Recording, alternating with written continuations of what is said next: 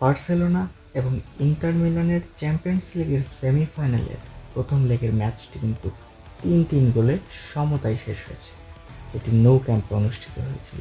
এবং সেকেন্ড লেগের ম্যাচটি কিন্তু অনুষ্ঠিত হবে ইন্টার মিলানের ঘরের মাঠ সান সিরো স্টেডিয়ামে। সেটি আগামী 6 মে বাংলাদেশ সময় রাত 1টায় শুরু হবে। তো সেকেন্ড লেগের ম্যাচটিতে যারা জয়ী হবে তারাই কিন্তু এবারের উয়েফা চ্যাম্পিয়ন্স লিগের ফাইনালে খেলবে পিএসজি অথবা আর্সেনালের বিপক্ষে।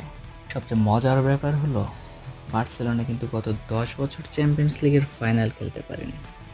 তারা শেষ 2015 সালের চ্যাম্পিয়ন্স লিগের ফাইনাল খেলেছিল এবং জুভেন্টাসের বিপক্ষে কিন্তু ম্যাচটা তারা 3-1 গোলে জিতে নিয়েছিল। অন্যদিকে ইন্টার মিলান 2023 সালে ম্যানচেস্টার সিটির বিপক্ষে উয়েফা চ্যাম্পিয়ন্স লিগের ফাইনালে 1-0 গোলে হেরেছিল।